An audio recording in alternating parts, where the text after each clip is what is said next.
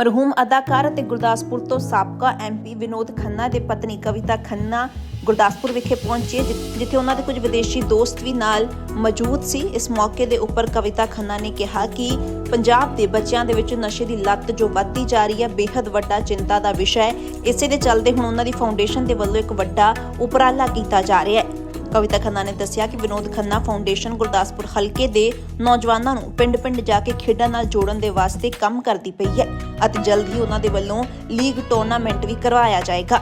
ਇੱਥੇ ਨਹੀਂ, ਨੌਜਵਾਨਾਂ ਨੂੰ ਨਸ਼ਾ ਛੱਡਣ ਦੇ ਵਾਸਤੇ ਜੋ ਐਲੋਪੈਥਿਕ ਦਵਾਈ ਦਿੱਤੀ ਜਾਂਦੀ ਹੈ, ਕਵਿਤਾ ਖੰਨਾ ਦੇ ਮੁਤਾਬਕ ਉਸ ਦੀ ਜਗ੍ਹਾ ਤੇ ਨੌਜਵਾਨਾਂ ਨੂੰ ਆਯੁਰਵੈਦਿਕ ਦਵਾਈ ਦੇਣੀ ਚਾਹੀਦੀ ਹੈ ਅਤੇ ਯੋਗ ਕਰਨ ਦੇ ਵਾਸਤੇ ਪ੍ਰੇਰਿਤ ਕਰਨਾ ਚਾਹੀਦਾ ਹੈ।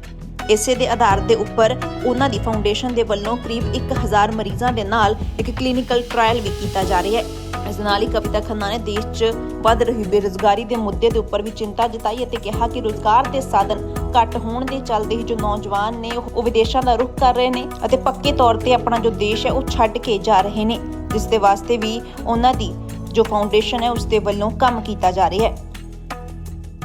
तो हम पूरे हलके में घूमे हैं। कल बटाला गए थे, वहाँ जो क्रॉसिंग का मुद्दा है वहाँ हम गए थे। फिर उसके बाद अब यहाँ गुरदासपुर आए हैं हम, डी एडिक्शन सेंटर, वहाँ जो स्लम की स्कूल है।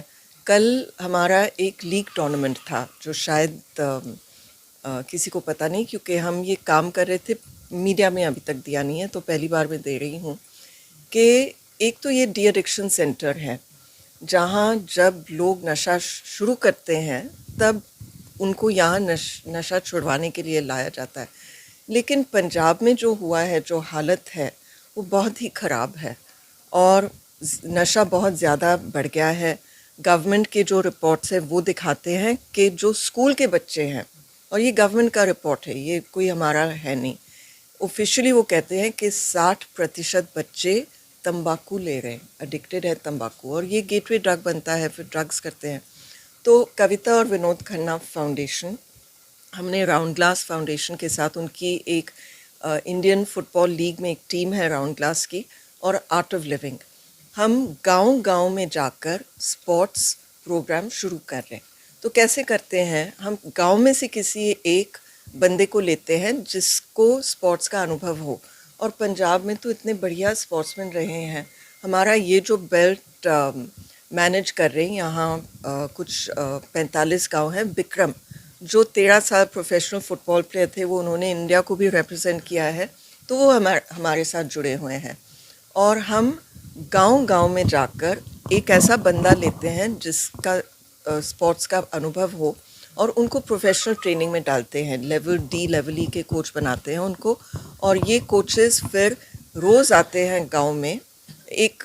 एक कोच 6 गांव को संभालता है, हर गांव का एक वॉलंटियर होता है। तो वॉलंटियर और कोच इकट्ठा मिलकर रोज़ बच्चों को ये स्पोर्ट्स का ट्रेनिंग दे रहे हैं। अभी हमने फ़ुटबॉल से शुरुआत किया है, इसके बाद वॉलीबॉल और कबड्डी भी होगी। तो मेरा ये विज़न है कि हर गांव में रोज़ हमारे बच्चे खेल कूद में लग जाए, उनका प्रॉपर ट्रेनिंग हो, इससे उनका फ्यूचर भी बन सकता है। और अगर वो स्पोर्ट्स का प्रोफेशन ना ले तो फिर भी स्पोर्ट्स में तो इतना ज़्यादा बेनिफिट्स है, जैसे कि एक तो आपकी बॉडी फिट होती है, अगर आप स्पोर्ट्स में आपका मन लग जाए तो कभी आप नशे के बारे में सोचोगे नहीं। और वैसे तो क्या होता है, हर गांव में एक ग्राउंड होता है, वहाँ बच्चे जाते हैं, हाथ में मोबाइल, फिर भयानक वीडियोस देखते हैं, आई लव यू सब चलता है यहाँ और फिर वो ड्रग बेचने वाले वहीं आकर बच्चों को ड्रग्स पहले फ्री में देते हैं। पता है आपको कैसे उनको मतलब जाल में फंसा देते हैं अपने। तो यहाँ स्पोर्ट्स जब होगा, इनकी बॉडी भी फिट हो जाएगी, उनका कंसंट्रेशन भी बढ़ता है, उनको टीप वर्क के बारे में भी पता चलता है, और पॉजिटिव एटीट्यूड होता है, करेज आता है। तो बहुत सारे बेनिफिट्स है स्पोर्ट्स में। हम ये उद्देश्य से कर रहे हैं कि वो सारे बेनिफिट्स उनको मिले, लेकिन सबसे ज़्यादा अहमियत ये रखता है मेरे लिए कि ये हमारे बच्चे बिल्कुल ड्रग्स में ना जाए। तो इसके साथ एक तो हम ये डी एडिक्शन का काम कर रहे हैं, यहाँ डी एडिक्शन सेंटर्स को भी सपोर्ट कर रहे हैं। तो कविता और विनोद खन्ना फाउंडेशन, हमारा आर्ट ऑफ लिविंग के साथ हम यहाँ प्रोग्राम्स चला रहे हैं, और ये प्रोग्राम की खासियत ये है कि और प्रोग्राम्स जो है WHO के स्टेटिस्टिक्स बताते हैं कि कंप्लीट रिमिशन लगभग 5% होता है। मतलब आपने डी एडिक्शन का कोर्स किया है और उसके बाद दोबारा आप रिलैप्स होते हो और दोबारा ड्रग्स लेने लगते हो।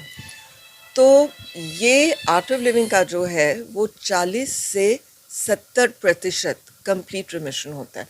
तो हमारे फाउंडेशन की तरफ से, कविता एंड विनोद खन्ना फाउंडेशन की तरफ से हम ये स्पॉन्सर कर रहे हैं। हमने यहाँ रेड क्रॉस में किया है और मुझे अब लगता है कि 20 तारीख के बाद दोबारा यहाँ कोर्स होगा। जिस तरह तो ਤੁਸੀਂ ਸਪੋਰਟਸ ਬਾਰੇ ਜਿਹੜੇ ਨੌਜਵਾਨਾਂ ਨੂੰ ਪ੍ਰੇਰਿਤ ਕਰ ਰਹੇ ਹੋ ਕਿ ਸਪੋਰਟਸ ਵੱਲ ਜਾਣਾ ਚਾਹੀਦਾ ਹੈਗਾ, ਲੱਗਦਾ ਨਹੀਂ ਕਿ ਸਭ ਤੋਂ ਵੱਡੀ ਕਮੀ ਜਿਹੜੀ ਹੈ ਕਿਤੇ ਨਾ ਕਿਤੇ ਨੌਕਰੀਆਂ ਜਿਹੜੀਆਂ ਨਹੀਂ ਮਿਲ ਰਹੀਆਂ ਹੈਗੀਆਂ, ਬੇਰੁਜ਼ਗਾਰੀ ਜਿਹੜੀ ਸਭ ਤੋਂ बिल्कुल ਵੱਡਾ बिल्कुल बेरोज़गारी है, इसलिए हमारा सारा यूथ पंजाब ही नहीं लेकिन देश छोड़ के जा रहा है। हमने देखा है बिहार से माइग्रेंट लेबर आता है, लेकिन पंजाबी जो है वो तो देश छोड़ के जा रहे हैं। तो इसलिए हम 2 प्रोग्राम चला रहे हैं उनके लिए। अगेन ये through Kavita and Vinod Khanna foundation है। एक तो स्किल डेवलपमेंट का, तो स्किल डेवलपमेंट हम उनको करा रहे हैं, और दूसरा एक प्रोग्राम है यूथ लीडरशिप ट्रेनिंग प्रोग्राम। इसमें हम गांव-गांव जाते हैं और उनको ट्रेनिंग देते हैं कि जो भी आपके मसले हैं गांव में, वो गांव के लेवल पे ही आप सुलझा सकते हो। आपको किसी ने बताया नहीं कि आप खुद इसको कैसे सुलझा सकते हो। ये सब की मैंने देखा है। अब 26 साल से मैं गुरदासपुर में हूँ। विनोद जी पहला इलेक्शन जो लड़े हैं वो 1998 में था। 26 साल हो गए आप। तो वहाँ हर चीज़ के लिए MP के पास आओ, MLA के पास आओ, इसके लिए पैसे दो, उसके लिए पैसे दो। MP हर जगह नहीं पहुँच सकता। तो जब हम आपको ही ट्रेनिंग देंगे कि कैसे, जैसे मैं आपको एक उदाहरण देती हूँ। धार ब्लॉक में बारिश तो अच्छे से आती है, पहाड़ी इलाका है, लेकिन वहाँ पानी की कमी है। तो वो कहते हैं कि कुछ करो, पाइप चढ़ाओ, ये करो, वो करो, वाटर सप्लाई का सिस्टम बनाओ।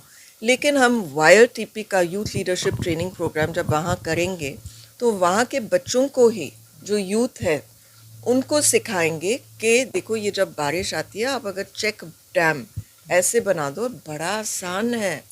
गांव के लिए कुछ दिनों का काम है कि वहाँ चेक डैम बनाओ, वहाँ वो पानी की रुकता है, फिर एकदम से धो धो करके पहाड़ियों से नीचे नहीं जाता है, वो वहाँ रुकता है। जब वो रुकता है तो वो ज़मीन में जाता है। और पानी तो हम जानते, कुएं से पानी तो ज़मीन से ही लेते हैं, बिल्कुल साफ़ पानी होता है, वो फ्रेश पानी होता है। तो इस तरह से कई मुद्दे हैं। ऐसा नहीं कि सिर्फ ये ट्रेनिंग देते, जो भी आपके गांव में ज़रूरत हो उसकी हम आपको ट्रेनिंग देते हैं। तो ये हमारा ओवरऑल ओवरव्यू है फाउंडेशन का। देश में सबसे बड़ी समस्या जो है सो सिंथेटिक नशा है। इसे रोकने के लिए, जो बॉर्डर के पार से आता है, उसे रोकने के लिए क्या उपलब्ध केंद्र सरकार को करना चाहिए सिंथेटिक नशे को रोकने के लिए? वो मैंने ये पहले भी हम DC यहाँ आए थे, विज़िट के हम इकट्ठा आए थे DC और मैं। जब हमारे joint secretary Manoj necessary central government से आए हैं, उनके साथ हम एक स्टडी कर रहे हैं और वो देख रहे हैं कि यहाँ जो एलोपैथिक दवाइयाँ दी जाती है उससे भी साइकोसिस हो सकता है। तो हम ये कोशिश कर रहे हैं कि एलोपैथी के साथ हम आयुर्वेद की दवाई दें उनको, ताकि वो जो साइकोसिस होता है, तो ये बड़ा 1000 पेशेंट का क्लिनिकल ट्रायल होने वाला है। तो मैं भी उसमें इन्वॉल्व हूँ, उसका प्रोटोकॉल और सब तैयार करने में मैंने भी अपने इनपुट्स दिए हैं। और मैंने क्लिनिकल ट्रायल का काम कई साल के लिए किया है कॉर्पोरेट सेक्टर में। तो ये उस समय हमने जो प्रेस कॉन्फ्रेंस किया था, तो उस समय DC ने भी बोला था कि वो उन्होंने कैसे, ये अगर कोई डीलिंग करता हो तो एक हेल्पलाइन बनाई है कि आप उनको फ़ोन करो और बताओ कि यहाँ ऐसे ऐसे वो बेच रहे हैं।